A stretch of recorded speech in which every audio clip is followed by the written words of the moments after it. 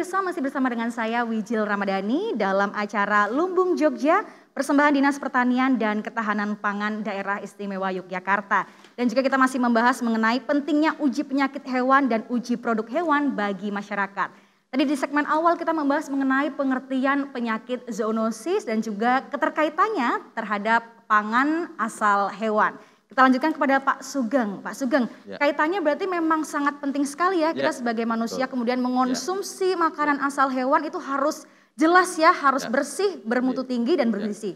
Monggo Pak Sugeng. Jadi kalau kita kembali ke konteks pangan asal hewan ya, artinya pangan itu akan aman dikonsumsi manakala kemudian dari peternaknya juga sadar betul bagaimana dia memelihara ternaknya, selalu harus dijaga kebersihannya. Kalau ada kemudian endemik penyakit yang zoonosis tadi harus juga rajin atau sadar diri untuk memeriksakan ternaknya. Sementara dari masyarakat yang mengkonsumsinya ini juga harus yakin ya bahwa pangan asal hewan yang dikonsumsi ini bersih. Artinya kita pengen menyadarkan, mensosialisasikan pentingnya pangan asal hewan untuk aman dikonsumsi itu dari penyedianya atau produsennya sampai dengan konsumennya. Jadi ini semua clear. Nah, kami di pemerintah tentunya kami dari ujung sampai akhir ya, hulu hilirnya kami masuk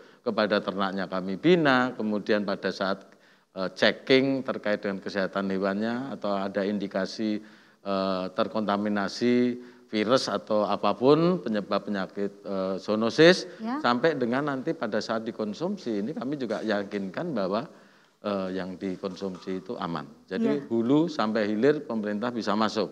Tentunya bekerja sama dengan perguruan tinggi.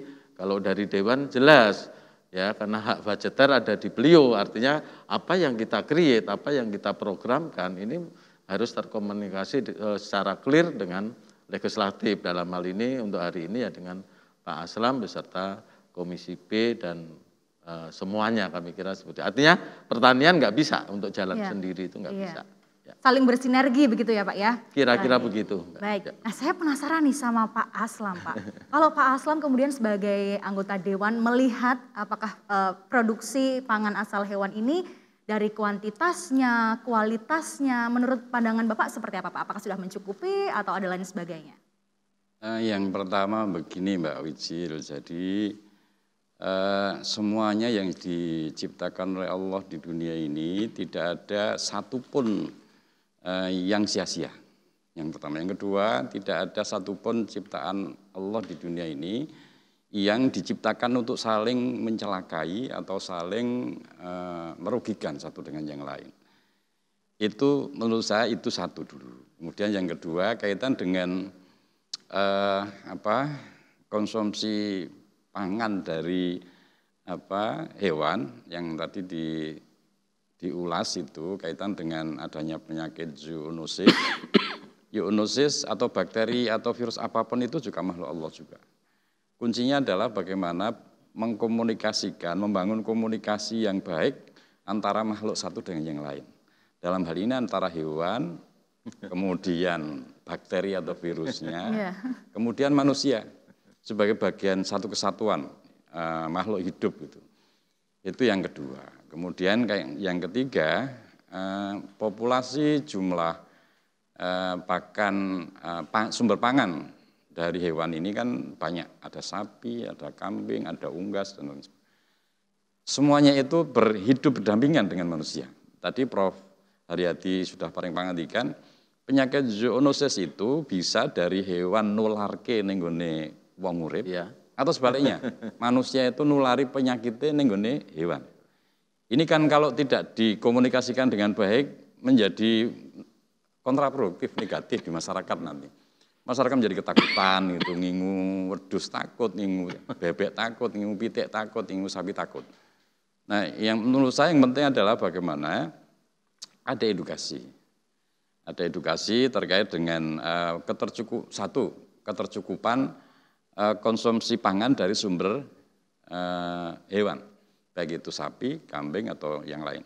Karena kebetulan kampung kami ini produsen sate Pak, Mbak Wijil. Jadi ini penting sekali. Di Jejeran ini kan sentra sate Klatak ya. Kalau kemudian informasi tentang penyakit zoonosis ini tidak dibangun dengan baik, ini akan menjadi kontraproduktif. Iya. Apapun ini komoditas juga.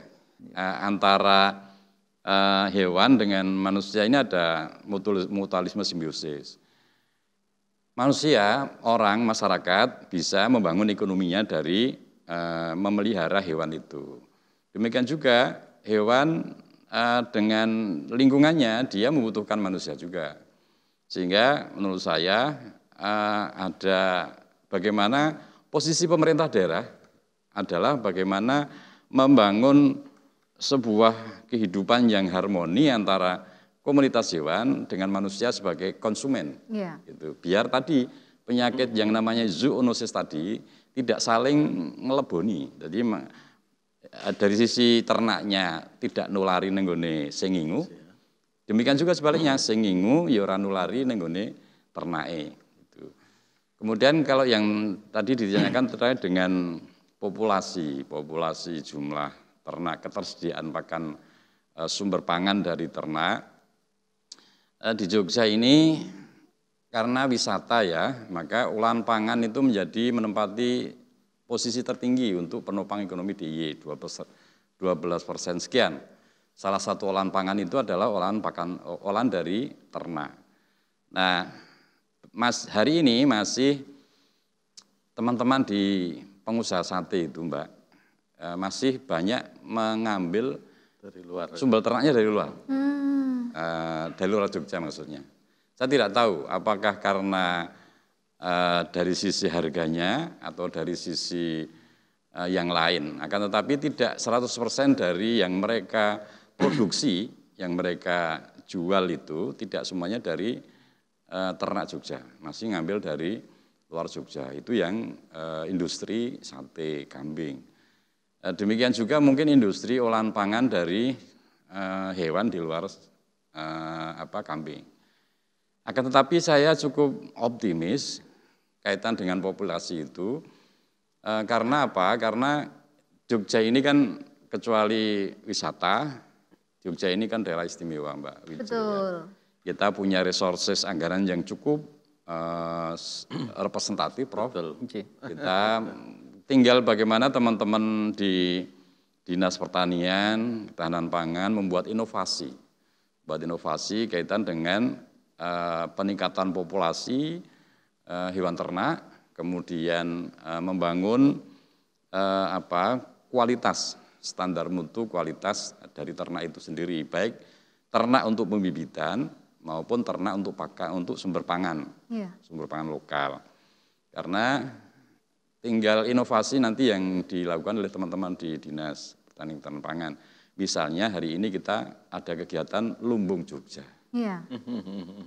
Sekarang sudah banyak Prof, ada kegiatan namanya Lumbung Mataraman. Lumbung Mataraman ini sangat luas sekali. Lumbung Mataraman itu bisa diimplementasikan untuk peternakan, untuk ketersediaan pangan, kehutanan dan lain-lain. Tinggal nanti monggo kaitan dengan ketersediaan populasi hewan ternak.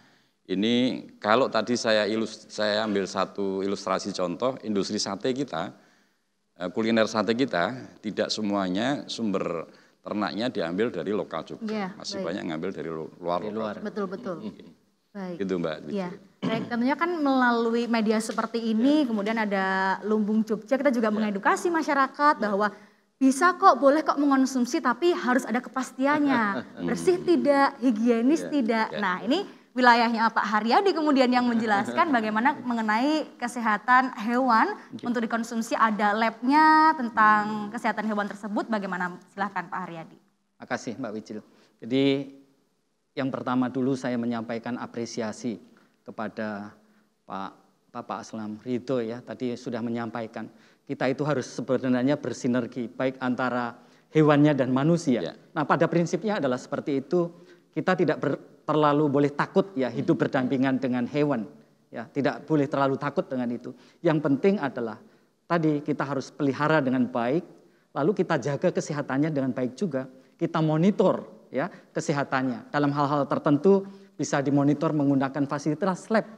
Sehingga hewan yang kita pelihara kita pastikan ya sehat, ya tidak menularkan penyakit dan justru akan meningkatkan produktivitas dari hewan yang kita pelihara, baik dari sisi peternakan unggas maupun hewan-hewan yang tadi menjadi sumber saya rasa untuk daerahnya Pak Aslam Ridho ini terkait dengan sate ya, yang terkenal itu jadi domba kambingnya yang itu perlu dikembangkan dengan dasar pemikiran yang tadi disampaikan, sehingga peningkatan ya kesehatan ini akan meningkatkan juga kesejahteraan dari hewan dan muaranya adalah pendapatan daripada pemiliknya. Pendapat saya ya sangat-sangat menggarisbawahi apa yang disampaikan Pak Aslam Ridho tadi. Lalu sedikit juga menyinggung apa yang disampaikan Bapak Kepala Dinas terkait dengan undang-undang tentang pangan. Pada prinsipnya kan negara berkewajiban untuk mencukupi kebutuhan pangan. Tetapi tidak hanya cukup, tetapi juga harus dari sisi menjamin kesehatan pangannya ya. Jadi itu poin, saya nggak hafal secara detail satu persatu, tapi poinnya di situ. Lalu itu sejalan dengan Undang-Undang nomor 18 tahun 2009 yang Yunto nomor 41 tahun 2014. Mengamanatkan terkait dengan Undang-Undang Peternakan dan Kesehatan Hewan yang memberikan amanat kepada pemerintah pusat dan daerah itu untuk melakukan pengawasan, pemeriksaan dan pengujian produk-produk asal hewan untuk dijamin bahwa produk ini berkualitas ya, lalu bisa memenuhi persyaratan yang disebut aman, sehat, utuh dan halal. Nah ini menjadi jaminan keamanan pangan untuk bisa masyarakat mengkonsumsinya secara artinya secara aman ya, dan merasa ini tidak ada masalah dengan produk-produk ini, tidak perlu takut atau khawatir dengan penyakit-penyakit yang berpotensi zoonotik. Nah ini tidak lepas dari peran lab kesehatan hewan dan kesehatan masyarakat veteriner. Baik. Mungkin itu tambahannya. Baik. Jadi luar biasa sekali.